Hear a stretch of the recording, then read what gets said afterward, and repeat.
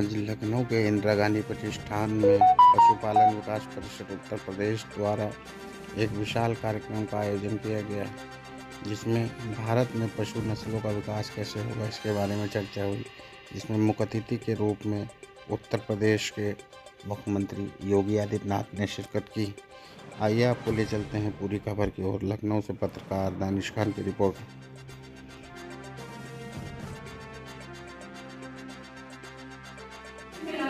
8,801 रुपया बोनस के रूप में मिला और 1890 लखनऊ के इंदिरा गांधी प्रतिष्ठान में आज भारत में पशुधनों का विकास कार्यक्रम का आयोजन किया गया, जिसमें माननीय योगी जी यहाँ पे कार्यक्रम में उपस्थित थे। इस मंच के माध्यम से क्या कुछ खास संदेश देना चाहेंगे? पहले तो अपना पूरा परिचय। मैं डॉक्टर मुकेश बेरीवाल, मुख्य कार्यकारी Kashi milk producer company limited Varanasi से हूँ। जो बुंदेलखंड में माननीय मुख्यमंत्री जी के सानिध्य में बलिनी ने मिल्क प्रोड्यूसर कंपनी ने काम किया, उसी की तर्ज पर दूसरी मिल्क प्रोड्यूसर कंपनी बनी, उसी में काशी है। हमारे साथ आज लगभग 35,000 महिलाएं जो दूध उत्पादन करती हैं वो जुड़ी हुई हैं और प्रतिदिन लगभग 1.5 लाख लीटर दूध हम प्रोक्योर कर रहे हैं, उनसे सोर्स कर रहे हैं और उचित दाम पर कर रहे हैं। उन्हें एक जो बिचौलिया था वो हटा के डायरेक्ट वो हम उनसे परचेज कर रहे हैं और उनको उचित दाम दे रहे हैं। हाँ बिल्कुल सर, आज इस मंच के माध्यम से सरकार से कुछ अपील करना चाहेंगे आप? तो सरकार से काफ़ी सहायता मिल रही है और जो यूपी SRLM है, उत्तर प्रदेश राज्य ग्रामीण आजीविका मिशन, उसी से वित्त पोषित ये कंपनी है। तो सरकार से सिर्फ यही एक और गुजारिश है कि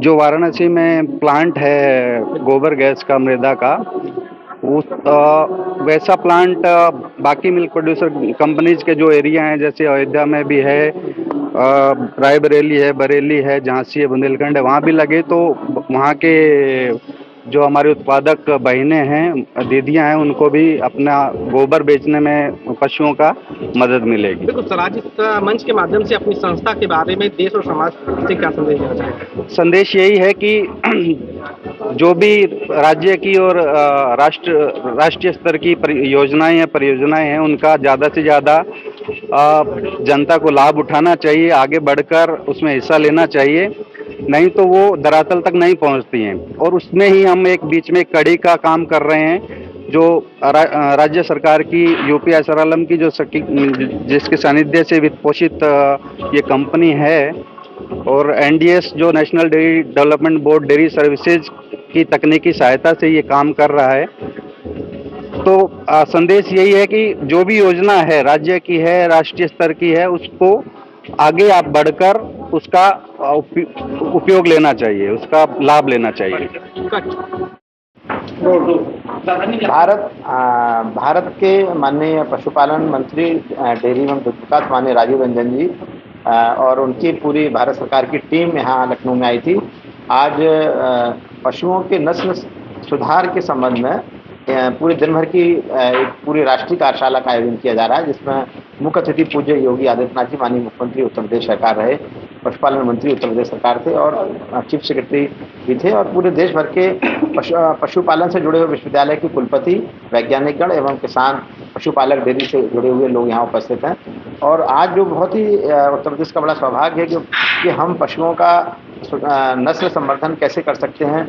जो गाय आज हमारी भैंस 4 लीटर दूध दे रही है, उसको हम 10 लीटर 8 लीटर पर आने दूसरी तीसरी पीढ़ी को कैसे ले जा सकते हैं, और कैसे हम कृत्रिम गर्भाधान के द्वारा अच्छी नस्ल के जो वीर है उसको हम कैसे, जो है साहिवाल है, थारपारकर है, गिर है, कांकरेज है, हरियाणा है, इन नस्ल का हम कैसे निचले स्तर तक उसका प्रचार प्रसार कर सकते हैं, जिससे जो पशुपालक है, हमारे दुग्ध उत्पादक किसान हैं हमारे, उनकी गायों का, भैंसों का दूध बड़े अच्छा रेट मिले, उनको 365 दिन हरे चारे की व्यवस्था हो, चिकित्सा प्रॉपर हो, और उनके बैठने की व्यवस्था, कटिया मशीन, इन सारे विषयों को लेके, और जो उनका डेयरी है कोऑपरेटिव, इस कोऑपरेटिव सेक्टर के बारे में को सशक्त बनाने के लिए आज ये कार्यशाला का आयोजन किया गया है।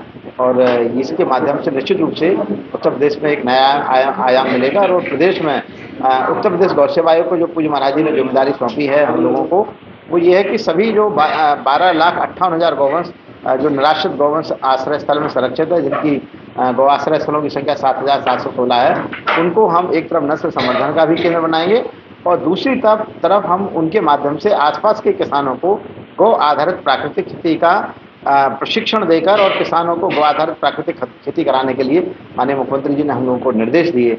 आज उन्होंने भरे मन से कहा कि उत्तर प्रदेश गौ सेवा आयोग सभी स्थानों पर किसानों को गौ आधारित खेती से जोड़ेगा, क्योंकि जब केमिकल फ्री भोजन मिलेगा तो आने वाले बच्चों का जीवन स्वस्थ रहेगा। आज बढ़ता हुआ कैंसर, डायबिटीज, ब्लड प्रेशर, बढ़ती हुई बीमारियां, खेती की बढ़ती लागत, पानी का संकट, जब केमिकल खेतों में डालते हैं और वर्षा होती है तो बरसात के साथ में वो केमिकल बहते हुए नदियों में जा रहे हैं, तो नदियों भी प्रदूषित हो रही। इन सबको कोई बचा सकता है तो वो पशुपालन ही बचा सकता है, और किसानों की आय बढ़ाने का सबसे सरलतम उपाय है वो हमारा पशुपालन है कि एक तरफ दूध से भी पैसा कमाइए, दूसरी तरफ मूत्र गोबर से बायोगैस चलाइए, बायोगैस से गैस भी मिलेगी। हमारे कितना अच्छा, एक महिला ने कहा कि मैं बायोगैस चला रही हूँ और हमारा साल में 300 कुंतल हमारा खाद बना गोबर गैस की स्लरी से।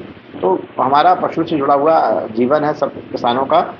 खेती, किसानी, पशुपालन, ये सब चीज़ें एक दूसरे के पूरक हैं, और यदि किसान को समृद्ध होना है तो खेती और पशुपालन और बागवानी के द्वारा ही वो समृद्ध हो सकता है। इसमें सबसे बड़ी भूमिका पशुपालन की। सर, हमारा सवाल ये, जैसा कि आजकल सड़कों पर, खेतों में बहुत सारे जानवर आ जाते हैं, बहुत सारे नुकसान होता है किसानों को लेकर, सड़क पे वाहनों को नुकसान होता है, आदमियों की जान की जोखिम आती है। सरकार से क्या अपील करना चाहेंगे इस मंच के माध्यम से? देखिए, चूँकि मैं स्वयं उत्तर प्रदेश गौ सेवा आयोग का अध्यक्ष हूँ, ये मेरी जिम्मेदारी है। हमको ये जिम्मेदारी सौंपी है माननीय मुख्यमंत्री जी ने कि प्रदेश में गौवंश जो है रोड पर छुट्टा ना घूमे, और छुट्टा घूमने वाला गौवंश को सरकार के द्वारा जो 7,716 स्थान पर गौ संरक्षण केंद्र बने हैं उनको वहाँ जाना है। और तीसरा काम है कि जब वहाँ गया तो 1 महीना, 2 महीना, 3 महीने बाद वो गौवंश को के अंदर उस गौवंश को किसानों को फिर देना, और एक गाय पर किसान को 1,500 रुपये, एक गाय पर 4 गाय दी जा सकती हैं, 6,000 उनको देना है। तो आज पूरे प्रदेश में गौवंश का संरक्षण का काम हो रहा है। इसके पूर्ववर्ती 2017 के पहले, पूज्य योगी आदित्यनाथ जी की सरकार के पहले जो गौवंश तस्करी होता था, कत्ल खाने जाता था, वो काम अब बंद हो गया है। तो माननीय मुख्यमंत्री जी का निर्देश है कि ना तो कोई गाय रोड पर न जा रहा है और किसी का एक्सीडेंट ना हो, और किसी की फसल किसानों की भी बेकार ना जाए। इनके मूत्र गोबर का उपयोग हो, गौवंश का संरक्षण हो, नस्ल संवर्धन हो, हरा चारा का प्रबंधन हो, इन सारे विषयों को लेकर काम हो रहा है। प्रदेश बहुत बड़ा है, 25 करोड़ की आबादी का ये प्रदेश है। दुनिया की यदि आबादी देखोगे तो 5वें नंबर की आबादी वाला ये क्षेत्र है। यदि देशों में देखेंगे तो धीरे धीरे करके काम हो रहा है और इसके अच्छे परिणाम आ रहे हैं। राजस्थान के माध्यम से देश और समाज से क्या अपील करना चाहेंगे? हम चाहते हैं कि उत्तर प्रदेश में 25 करोड़ आबादी है, यहाँ पर जो टोटल फैमिली है वो लगभग 5 करोड़ है, किसानों की संख्या 2 करोड़ 86 लाख है। हम चाहते हैं कि हर किसान के पास कम से कम एक गाय हो। यदि हर किसान एक गाय पालेगा तो गौवंश की संख्या मात्र 1 करोड़ 90 लाख है और किसान 2 करोड़ 86 लाख हैं। तो आज हमको और गौवंश की आवश्यकता पड़ेगी, हमको 96 लाख गौवंश की और आवश्यकता होगी, तब हर किसान के पास कम से कम एक गाय होगी।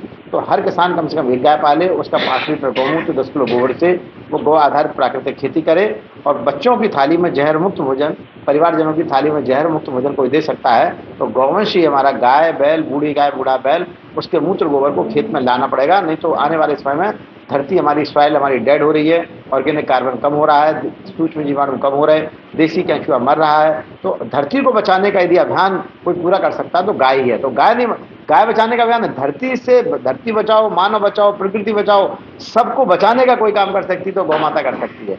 तो हम आने वाले बच्चों को अच्छी धरती, अच्छा पानी, अच्छी हवा, अच्छा भोजन देने की व्यवस्था करने की तैयारी में करें।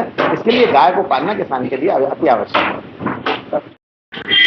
राजधानी लखनऊ के आज इंदिरा गांधी प्रतिष्ठान में आज पशुपालन विभाग की तरफ से यहाँ पे कार्यक्रम का आयोजन किया गया, जिसमें माननीय योगी आदित्यनाथ जी भी पार्टिसिपेट किए।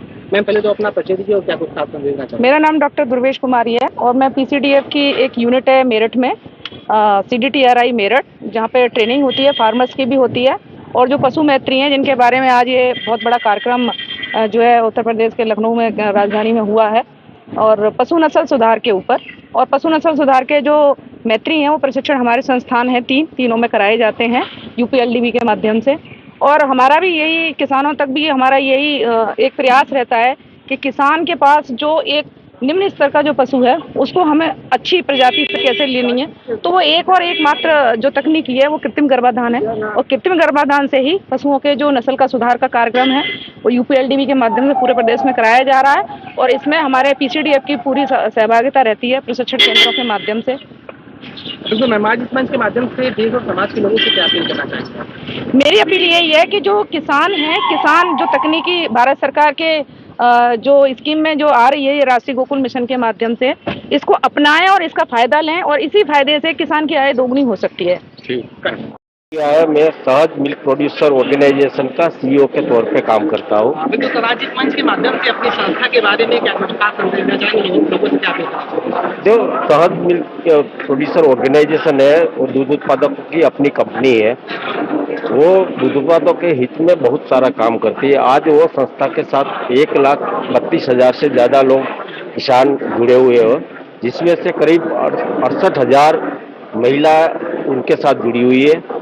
और ताजुब की बात यह है कि इस साल जो लखपति दीदी कार्यक्रम जो बात करते हैं हम लोग के कितने लखपति दीदी बनाए हैं, तो सहज ने इस साल करीब 12,000 लखपति दीदी बनाए हैं। और टोटल जो सहज से जुड़े किसानों में अगर बात करें तो करीब 27,000 किसान लखपति दीदी लखपति बने हैं इस साल। सहज दूध लेने के अलावा जो 19 जनपद में काम करती है, वो जनपद में कृत्रिम बीजदान की सेवा भी देती है।